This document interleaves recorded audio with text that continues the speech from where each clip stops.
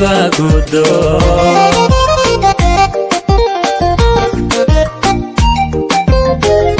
قلبو كذا يوم برشادو كي دوراتو علي لو دير ساديو أحمد وان دردارني وعيهم اليباقودون أحمد وان دردارني وعيهم اليباقودون. السلام عليكم ورحمة الله وبركاته. فضلا كسو دوادا جاننكا سومالي ديلي نيوز oo ah YouTube channel ay hogaaminayaan dhalinyaro reer Xeraale. Waxaan maanta halkan idinku soo gudbinaynaa muuqaalada safarka wafdigii uu hogaaminayay madaxweynaha Galmudug Axmed Cabdi Daahir Kaariye Qorqor uu ku tagay degmada Cabdulwaaq. Wafdigan waxaa madaxweynaha ku helinayay madaxweyne ku-xigeenka Galmudug Cali Daahir Ciid kaasoo isagu ka soo jeeda degmada Cabdulwaaq. wafdigan qorshihiisu wuxuu ahaa in dawladda Galmudug ay u qoondeyso miisaaniyad joogto ah oo lagu horumarinayo garoonka diyaaradaha, iskuulada iyo xarun lagu xanaaneeyo agoonta oo ku yaala degmada Cabdulwaaq. fadlan daawasho wacan.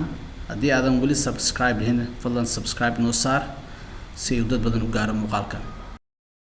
madaxweynaha dowlad goboleedka Galmudug mudane Axmed Cabdi Kaariye Qorqor iyo madaxweyne ku-xigeenkiisa mudane Cali Daahir Ciid oo ay weeliyaan maamulka degmada iyo wasiirada xildhibaano ka tirsan dowlad goboleedka Galmudug ayaa maanta waxa ay booqdeen garoonka diyaaradaha degmada Cabdulwaaq oo laga wado shaqo dib u dayactir loogu sameynayo si markaasi ay u isticmaalaan qaybaha kala duwan ee diyaaradaha. waxaana wafdiga madaxweynaha halkaasi ku soo dhaweeyay maamulka garoonka iyo mas'uuliyiinta wada horumarinta dhismaha garoonka diyaaradaha degmada Cabdulwaaq.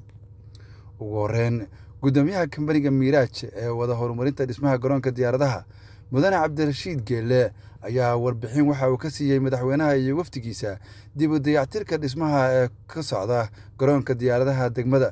waxaana uu xusay inuu waqtigan heer gabagaba ku dhow yahay isagoo uga mahadceshay madaxweynaha iyo wafdigiisa oo uu sheegay in ay ku faraxsan yihiin booqashada ay ku soo gaareen. madaxweyne ku soo dhawow airportka Cabdulwaaq International anigoo ku hadlaya magaca shirkadda Miiraaj ee gacanta ku haysa airportka. airportka waa ujeedaa wuxuu marayaa heer gabagaba ah haddii uu Ilaahay yiraahdo. goordhow waxaan bilaabaynaa fayskiisii labaad oo ahaa in laamigii la saaro. mar dhowna waxaa noo imaanaysa warshadii adigu maalmaha soo socday ilaa 10 bari meelaha waxaan bilaabaynaa xirxiristeedii. marka hadduu Ilaahay yiraahdo kadibna waxaan bilaabaynaa laamigii saaristiisii. airportkana wuxuu ku furmi doonaa hadduu Ilaahay yiraahdo muddo la eg ku dhamaan doonaa adigu muddo 3 bilood ka yar. madaxweynaha dowlad goboleedka Galmudug mudane Axmed Cabdi Kaariye Qorqor oo isagana halkan hadal kooban ka jeediyay ayaa uga mahadceshay kambaniga Miiraaj ee wada horumarinta dhismaha garoonka. waxaana madaxweynuhu uu xusay in uu wax weyn ku soo biirin doono garoonkan marka uu howlgalo guud ahaan Galmudug iyo gaar ahaan degmada Cabdulwaaq. waxaana uu sheegay in uu codsanayo in qayb laga qaato si uu u taabagalo garoonkan dhismihiisa. waxaan leenahay inta ugu badan airportkan waxaa dhisay jaaliyadaha dibadda iyo dadka jooga wadanka gudihiisa intaba. meesha uu joogana sida hadda uu ku warbixiyay kambaniga gacanta ku hayo geel ka yahay madaxda waxa weeyaan waqti kooban gudahood inuu dhamaado inta yar dhiman ayaad wada maqlaysaan. waxaan leenahay jaaliyadihii ka qayb qaatay iyo dhammaan intii gacan ka geysatay inta yar oo hartay hal mar isu taaga si ay hawshaa u soo dhammaato. innaguna ka dawladda Galmudug ahaan waxaan kari karno oo ku daraynaa haddii la yiraahdo. waxaan leenahay waa airportka hadda ugu soo horeeya Galmudug oo airport caalami ah oo howlgalaya oo dhammaystiran. marka intaas maadaama airportka ugu soo horeeyo hadda howlgalaya uu yahay inta yar oo dhiman dal iyo dibad aan isugu tagno aan dhamayna hal mar ka taqalusna insha Allah. aad iyo aad maasantiin. madaxweynaha dowlad goboleedka Soomaaliya ee Galmudug mudane Axmed Cabdi Kaariye Qorqor iyo madaxweyne ku-xigeenkiisa Cali Daahir Ciid oo ay weheliyaan wasiirro iyo mudanayaal ka tirsan baarlamaanka dowlad goboleedka Galmudug ayaa waxa ay booqasho ku tageen xarunta xanaanada agoonta ee Taakulo halkaas oo madaxweynuhu uu ka dhagax dhigay qayb labaad oo gaar u noqonaysa gabdhaha ku nool degmada Caabudwaaq ee agoomaha ah. madaxweynaha dowlad goboleedka Galmudug ayaa ka hor inta aanu dhagax-dhigga ka sameyn qaybtan gaarka ah ee gabdhuhu ay leeyihiin waxaa guddiga gacanta ku haya xarunta ay wafdiga madaxweynaha ku soo wareejiyeen dhammaan qaybaha kala duwan ee xarunta Taakulo ay leedahay, kuwaas oo isugu jira qayb waxbarasho iyo qayb ilmuhu ay seexdaan, halkaas oo waqtiga madaxweynuhu uu gaaray ilmuhu ay ku jireen qaybtooda jiifka oo uu madaxweynuhu ugu tegay. guddiga iyo maamulka gacanta ku haya xaruntan oo warbixin ka siiyay wafdiga uu hogaaminaya madaxweynaha ayaa sheegay in muxsinaadkii hirgeliyey welina bixiya tashiilaadka iyo fanka dhaqaajinaya habsamo socodka xaruntan in ay doonayaan in dowlad goboleedka Galmudug gaar ahaan madaxweynaha uu qayb ka qaato hawshan ay hayaan muxsinaadka u badan samafalayaasha ay tahay howl dowladeed ayna adag tahay in ay ka baxaan dad shacab ah. madaxweynaha Galmudug Axmed Cabdi Kaariye oo taagan goobtii uu ka dhagax dhigay qaybtan u gaarka noqonaysa gabdhaha agoomaha ayaa waxa uga mahadceshay samafalayaasha muxsinaadka ah iyo maamulka gacanta ku haya xaruntan agoomaha, waxaana uu sheegay runtii halkaan maanta waxaan rabnaa aad iyo aad uga mahad celino maamulka iyo macallimiinta iyo dadka muxsiniinta Ilaahay subxaanahu wa tacaala ha ka amaal mariye gacanta ku hayay muddada dheer agoonta ku jirta xaruntan Taakulo. waxaan leenahay dadkii hawshaas soo qabtay dhismayaashaas dhisay agoonta kuwa meesha lagu quudiyo oo boardingka ku jira iyo kuwa banaanka markii ay waxbarashada u yimaadaan kadib xaafadaha aadaa intaba soo waday hawshooda. waa u ducaynaynaa Ilaahay subxaanahu wa tacaala bedelkoodina waa siinayaa sida ay diinteena islaamku qabto. waxaan maanta dhagax dhignay qaybtii agoonta ee gabdhaha. gabdhuhu haddee wiil iyo gabarba waa agoon waana isku mid, weliba gabdhaha xanaano badan in la marsiiyo oo aad iyo aad looga dadaalo sii mudan. waxaan rabnaa qaybaha hadda maamulku ay sheegeen oo galaasyadii qaar bannaanka lagu hayo aysan dhammaystirayn meelihii loogu talagalay aysan wada dhisnayn. waxaan leenahay mar kale dadaaladii hore u socday oo intaan lagu soo qabtay ha lagu dadaalo.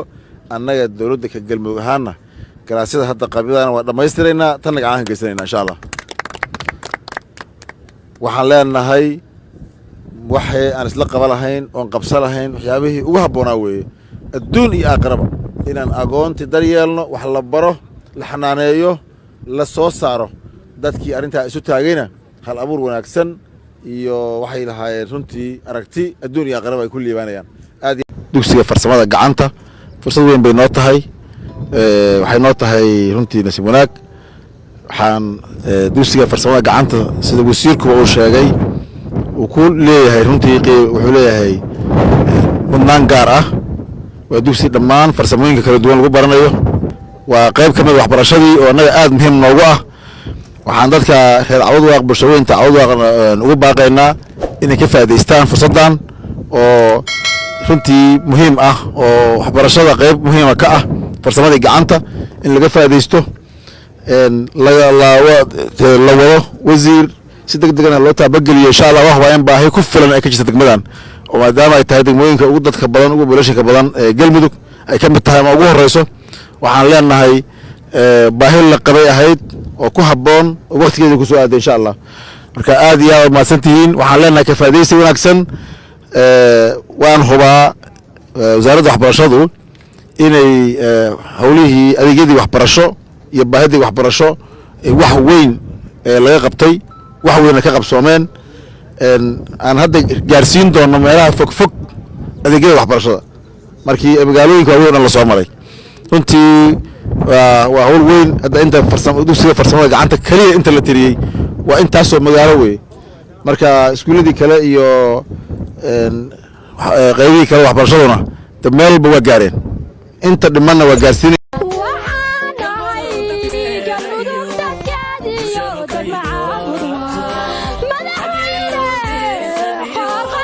Madaxweyne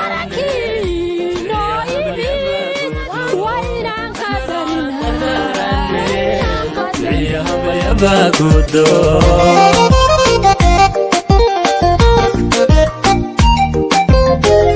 galmudug dadkeeda iyo bulshadu kay doorato halyey lagu diirsadiyo axmed waan dardaaranne wiciya hambalyaba guddoon axmed waan dardaaranne wiciya hambalyaba guddoon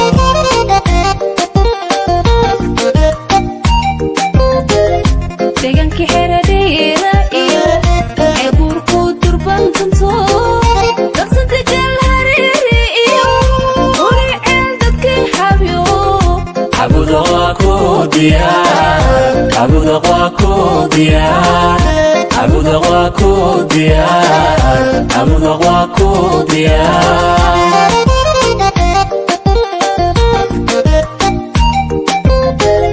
deegankii xeradheera iyo ceebuurku durbantanto darsanta galhareere iyo uriceel dadkii xabyo cabuda waa ku diyaar cabuda waa ku diyaar cabuda waa ku diyaar dhammaanna Caawudaaq aan isla qabnaa halkan wax badan baa degmada Caawudaaq la yiri mar dhow in lagu wanqali doono safarkaagan anoo ka faa'iideysanayna gobolkii loo bixin lahaa loo rari lahaa iyo magaceeda inaad bixisaan ka rabnaa insha Allah maanta mudane madaxweyne waxaan ka mahadcelinayaa soo dhaweynta diiran ee aad u samayseen madaxweynaha sidoo kale duruufihii nagu yimid ee aan mataqaanaa dalbanay in laga soo wareejiyo xarunta weyneed ee soo dhaweynta lagu dhigaayay oo aan u soo wareejinay xarunta madaxtooyada waa ku mahadsantihiin hadal badan iyo khudbad badan meesha kama furna waxaan ku soo dhaweynayaa madaxweynaha oo laba kalmadna dhihi doona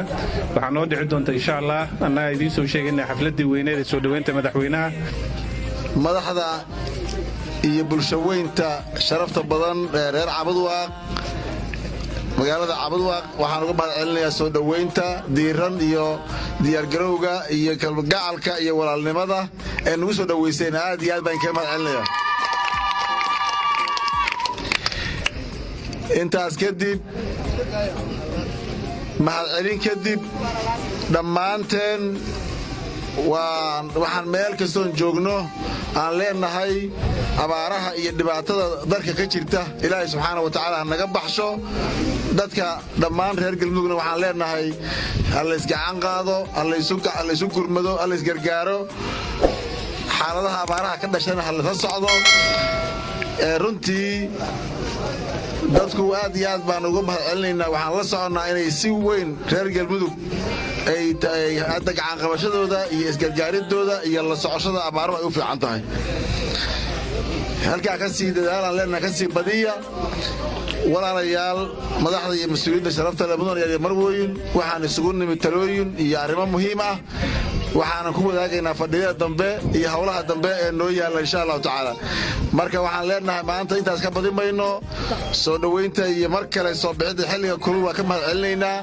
aad iyo aad aan u mahadsantihin wasalaamu calaykum waraxmatullaahi wabarakaatu